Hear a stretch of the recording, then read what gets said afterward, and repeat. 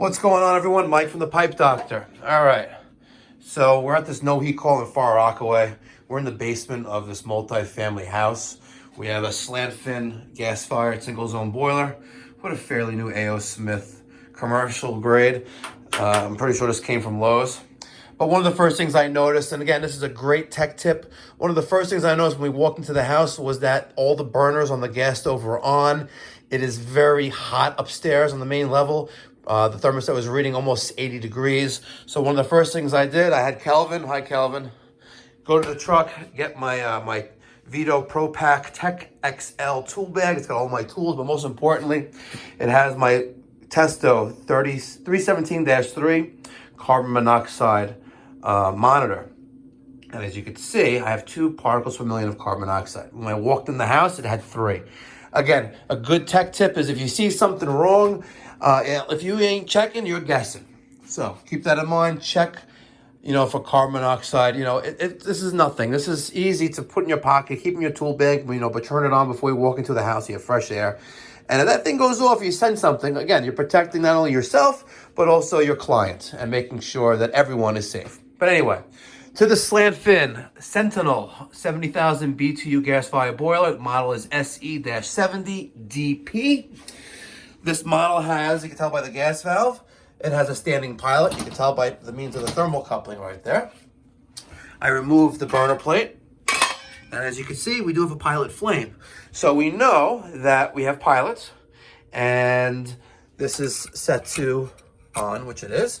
So why don't we have ignition? Let's figure it out. Right. One of the first things I always like to do is let's check our safeties. And the most important thing the first thing I always check is the spill switch on the right below the draft diverter. We're going to push that in. No change. And I took the cover off the Aquastat relay. It's kind of hard to see right there. There it is. Right. And the relay, as you can see, is calling. So what the noise you hear is a circulator that's running. It is not hot to the touch. We're going to check the internal temperature. Temperature is cold. So we know it's not at temperature. We have a call for heat. And now we're going to check to see why. Why is this not working? So let's check our automatic vent damper. That is closed. All right, so there is a safety limit on this boiler that is preventing operation. Calvin is going to take the phone and record what we work on. Okay, so I'm going to start with my voltmeter. I carry a couple of them, but I happen to like the Fluke 116 multimeter. It's great. It doesn't check amperage like my other one does, but we're going to check for continuity. We're going to put it on that little thing right there, and it gives an audible signal like that if it's good. So we're going to take off the 2 wires off the rollout switch. Sorry, the spill switch. We know that's good. All right. Now, the next sensor we're going to test, or the next safety limit, is going to be the rollout switch, which is down here. So, Kelvin, bring that down here. We'll shine some light from my flashlight, which is right there. And right here is your rollout switch.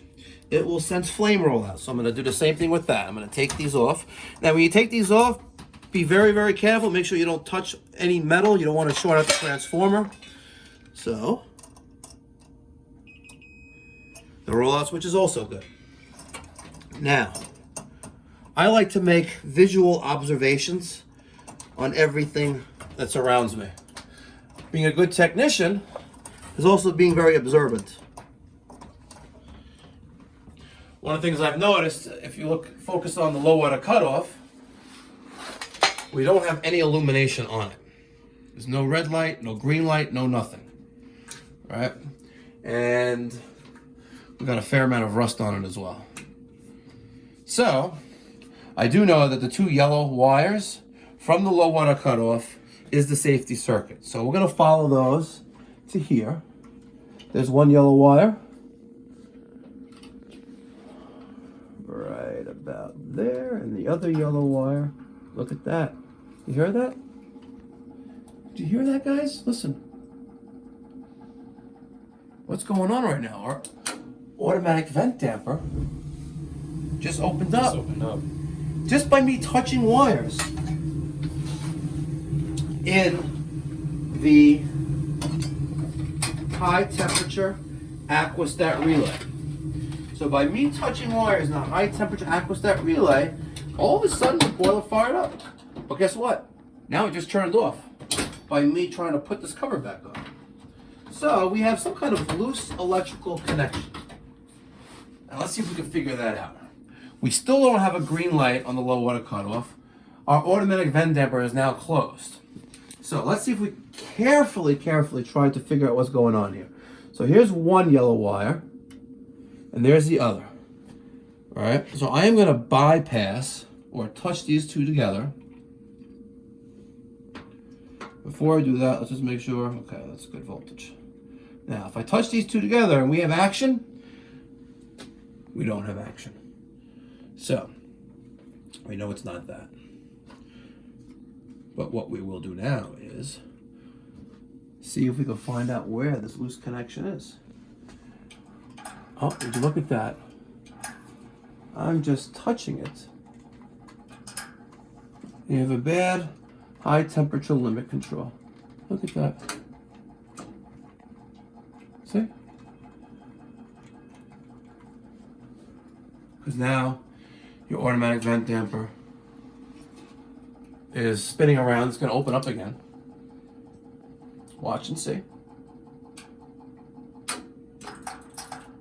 And we have a very, very weak connection somewhere here.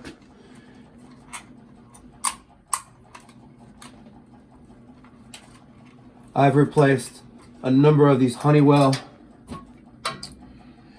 L8148E high temperature limit controls. I replaced a number of them. That's why I stock them in the truck. But temperature is set to 180. We want to verify the temperature is good. But unfortunately, this is not going to be too easy because access is very limited there, right, Kelvin? Yeah. It's going to be tight. But at least we know now. We now know what the problem is. Let's turn this off and stop the video.